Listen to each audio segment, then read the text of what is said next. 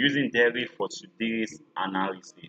And if you're not familiar with the broker called Deriv, it's actually not just synthetic, they actually offer other assets like the forex market, they can offer the crypto and several other options for you to trade on. So maybe you can just share the link in the description. I'll drop that link in the description for you to register an account with them, and then you don't need to switch from one broker to another to trade at the synthetic market and the forex market. Just one single account will be able to trade all pairs without having to switch from one form to another. Alright, so on volatility 75 1 seconds, we'll be starting off with the markings. Of course, we'll be marking the recent high and the recent lows. Okay, now here's the recent high, then here is the recent low. Alright, now remember, since it has gotten to this level, giving us a double top around this level. So what do you want to see for a bullish movement? You want to see a breakout of this, and for the bearish on the swing, you want to see a break below this.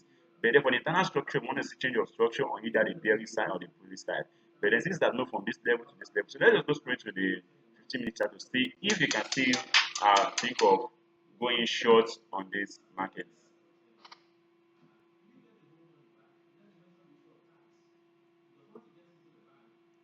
All right.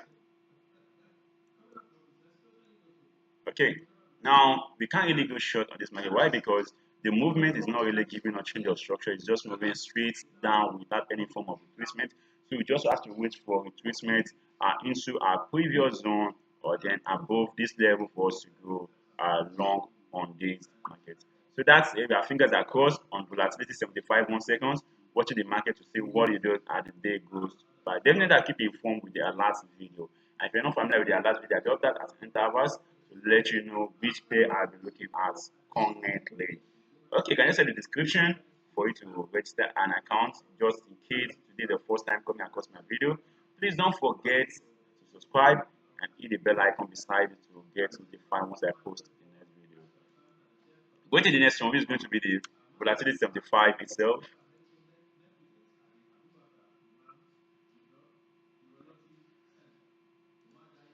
Of course, as usual, I'll be marking the levels.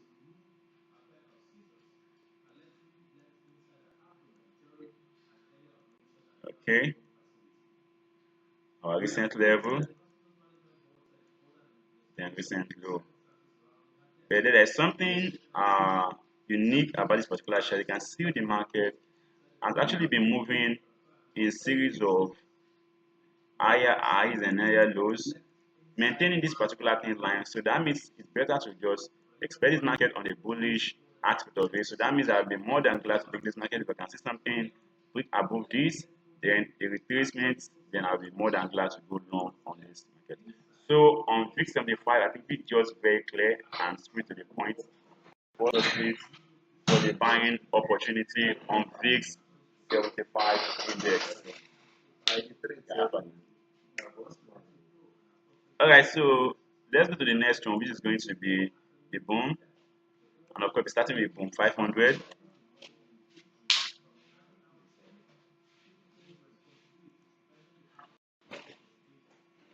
Boom 500 has been on a bullish side from what we can see around this level. So let's just mark this level. Okay, then going this way too. Okay. And now since that's already touched our entry around this zone, so we just have to wait for a breakout from this level for us to join the chart. So that means this is what I'll be looking at on boom 500.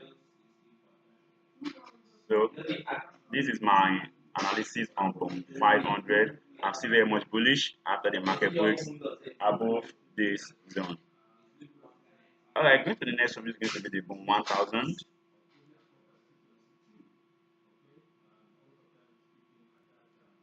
Okay, and of course going to the H4.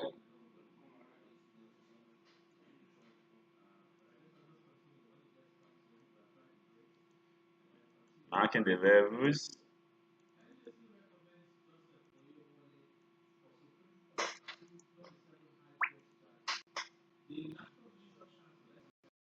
Okay, now going to the 15-minute charts. This would be a good entry position for us. Because that the stop loss is definitely going to be around this level, and target is this level, which is still less than 1:2 weeks to reward ratio. So the best option is just for to just wait for a breakout above this, then wait for a request on the day. Can think of going long on that. So that's my analysis and boom. Let me just take it back to H1 so you can see the chart clearer on that. So this is what I'll be looking at to trade. Except I see the market break below this level, then I can wait for a pullback for the short part of it. Alright, so going to the crash, and of course I'll be starting with crash 500.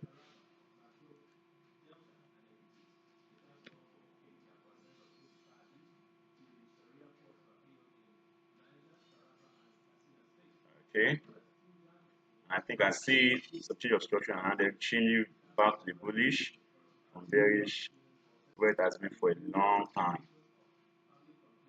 Okay,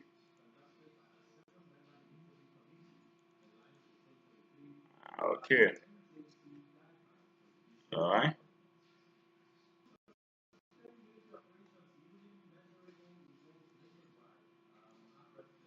Now we see this internal structure around here.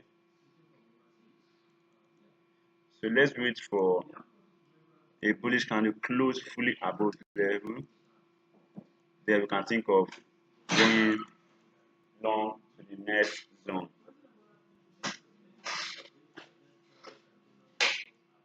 Alright, so let's go to the final one. This is going to be the crash 1000.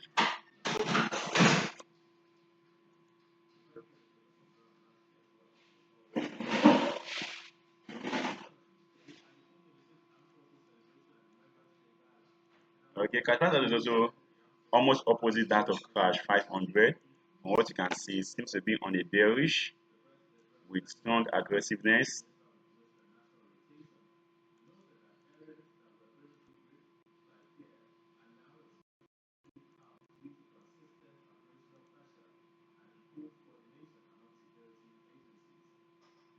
So you can see some loss in momentum based on the candlestick formation we are seeing right here. There seems to be a loss of momentum around this level where the market find it difficult to break uh, above. So today on Crash 1000, I will definitely not be doing anything today.